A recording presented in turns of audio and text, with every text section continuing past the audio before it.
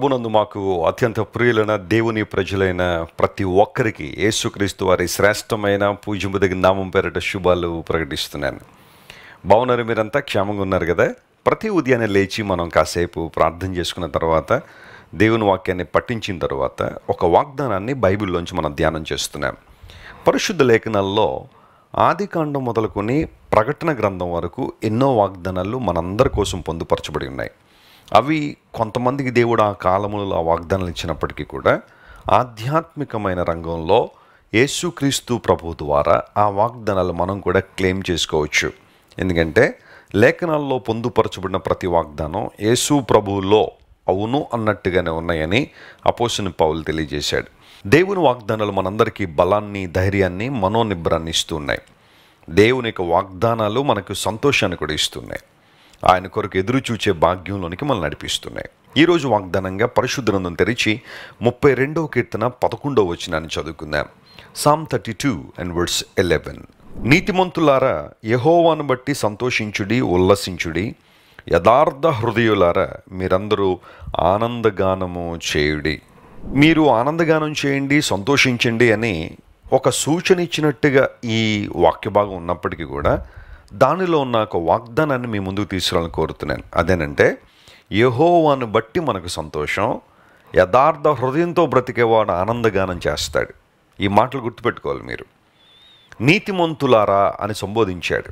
ఎవరు నీతిమంతులు? పుట్టుకతో ఎవరైనా నీతిమంతులు ఉన్నారా? బైబిల్ సెలవిస్తుంది, నీతిమంతుడు లేడు, ఒక్కడునూ లేడు. There is none righteous in the sight of God. మనుషుల దృష్టిలో నీతిమంతులుగా ఉండాలని కొంతమంది ప్రయత్నం చేస్తారు. బహుశా మనుషుల దృష్టిలో మంచివాళ్ళుగా ఉండడానికి ప్రయత్నాలు చేసేవాళ్ళు ఉన్నారు. ఆ ప్రయత్నాల్లో సఫలులైన వాళ్ళు కూడా ఉండొచ్చు. మనుషుల దృష్టిలో మంచిగా ఉన్నవాళ్ళు, మనుషుల దృష్టిలో నీతిమంతులుగా ఉన్నవాళ్ళు ఉండొచ్చేమో, కానీ దేవుని దృష్టిలో, పరిశుద్ధుడునో పవిత్రుడైన దేవుని దృష్టిలో నీతిమంతుడు ఎవరు లేరు. అయితే మనందరం కూడా స్వనీతితోనూ, దుర్నీతితోనూ, అవినీతితోనూ నింపబడిన మనలను దేవుని నీతిగా మార్చడానికి యేసు ప్రభు వారి లోకానికి వచ్చారు. పరిశుద్ధ లేఖనాల్లో అనేకమైన అద్భుతమైన మాటలు. ఒక మాట ఏంటో తెలుసా? మీరు కొరింథీయులకు రాసిన 2వ పత్రిక 5వ అధ్యాయం 21వ వచనం చదివితే, మనము ఆయన యందు అంటే యేసుక్రీస్తు ప్రభునందు దేవుని నీతి అగునట్లుగా, అంటే మనమే దేవుని నీతిగా మార్చబడినట్లుగా యేసుక్రీస్తు ప్రభు పాపం ఎరిగిన వాడైనప్పటికీ కూడా మన నిమిత్తము పాపముగా చేయబడ్డాడని అపోస్తలుడైన పౌలు చాలా క్లియర్గా అక్కడ రాశాడు. ఆ మాట చదువుతున్నప్పుడల్లా నాకు చాలా సంతోషం అనిపిస్తుంది. ఎందుకోసం తెలుసా? యేసుక్రీస్తు ప్రభు పాపము లేనివాడు. ఆయన పాపం ఎరుగని దేవుడు. అయినప్పటికీ ఆయన పాపముగా చేయబడి మన పాప శిక్షను ఆయన మీద వేసుకుని శిలువ మీద మరణించారు.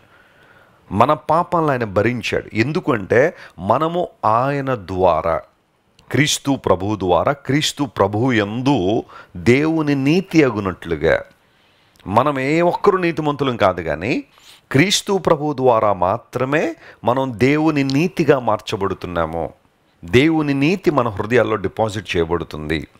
ఆయన నీతి మనలో ఉంది కాబట్టి ఆయన సన్నిధిలో మనం నిలవగలుగుతున్నాం. మన శక్తి, మన బలం, మన జ్ఞానం, మన పేరు ప్రఖ్యాతులు, మన పేరు, మన ఇంటి పేరు, మన కులం, మన మతం ఏది పనిచేయదు దేవుని సన్నిధిలో నిలబడడానికి. ఆయన సన్నిధిలో నిలిచి ఉండడానికి, అబ్బా తండ్రి అని పిలవడానికి మనకున్న ఒకే ఒక ఆధిక్యత, మన హృదయాలు దేవుని నీతితో నింపబడడం, దేవుని నీతి మనల్ని ఆవహించడం. ఇది ఎంత అద్భుతమైన అంశం ఇది. యేసు ప్రభు శిలువ మరణాన్ని మనలో ఏ ఒక్కరూ తక్కువగా అంచనా వేయడానికి లేదు. ఆయన శిలువ మీద మరణించారు కాబట్టే దేవుని నీతి మన హృదయాల్లో నివసిస్తుంది. ఇప్పుడు ఎవరైతే క్రీస్తు ప్రభు ద్వారా నీతిమంతులుగా తీర్చబడుతున్నారో వారు దేవుని బట్టి ఆనందిస్తారు, దేవుని బట్టి సంతోషిస్తారు. చెరగని ఆనందం, తరగని ఆనందం, ఏ ఒక్కరూ దొంగిలించలేని ఆనందం ప్రభుని హృదయంలో ఇస్తాడు. ఎక్స్పీరియన్స్ చేశారా అలాంటి ఆనందాన్ని? ఎప్పుడైనా మీరు మీ జీవితంలో అలాంటి ఆనందాన్ని ఎప్పుడైనా అనుభవించారా? ప్రభు మీతోనే మాట్లాడుతున్నాడు. దేవుడిచ్చే ఆనందం చాలా చాలా గొప్పది. శ్రమల్లో సైతం, ఉపద్రవాల్లో సైతం, కష్టముల్లో సైతం, ప్రతికూల వాతావరణాల్లో సైతం దేవునిలో ఆనందించగలిగే కృపను దేవుడు మనకు దయచేస్తున్నాడు. ఇది ఎంత ఆధిక్యత! యథార్థ హృదయులారా మీరు ఆనందగానం చేయండి. దేవుని దగ్గరికి మనం వచ్చినప్పుడు యథార్థమైన మనసుతో ఆయన ఆరాధించడం. పరమగీతల్లో మాట ఉంటుంది, యథార్థమైన మనసుతో వారు నిన్ను ప్రేమిస్తున్నారని. దేవుణ్ణి ప్రేమించే విధానం ఎలా ఉండాలంటే యథార్థంగా ప్రేమించాలి. నటనగా దేవుని ప్రేమించొద్దు, ఫేక్గా దేవుని ప్రేమించొద్దు. ప్రభువా నేను నిన్ను ప్రేమిస్తున్నానని మాటలతో మాత్రమే చెప్పొద్దు, ఆ మాట హృదయంలోంచి రానివ్వాలి. సంఘాల్లో చాలామంది ప్రతి ఆదివారం వచ్చి లార్డ్ ఐ లవ్ యూ, నేను నిన్ను ప్రేమిస్తున్నాను అని చెప్తారు, కానీ నిజంగా దేవుని ప్రేమిస్తున్నారంటే వారి జీవితాలను చూస్తూ ఉంటే ఆ మాట అబద్ధమే అనిపిస్తుంది. బయట వారి బ్రతుకులు, సంఘం వెలుపల వారి జీవితాలు దేవునికి అవమానకరంగా ఉంటున్నాయి. కానీ మందిరంలోకి వచ్చి లార్డ్ ఐ లవ్ యూ, నేను నిన్ను ప్రేమిస్తున్నాను అని చెప్పేసి ఆ 2-3 గంటలు దేవునిలో ఆనందించేసి వెళ్ళిపోయేవాళ్ళు కొంతమంది ఉంటారు. కానీ నిజంగా దేవుని ప్రేమించేవాడు, యథార్థంగా దేవుని ఆరాధించేవాడు, యథార్థంగా దేవుని స్తుతించేవాడు ఎల్లకాలము సంతోషిస్తాడు.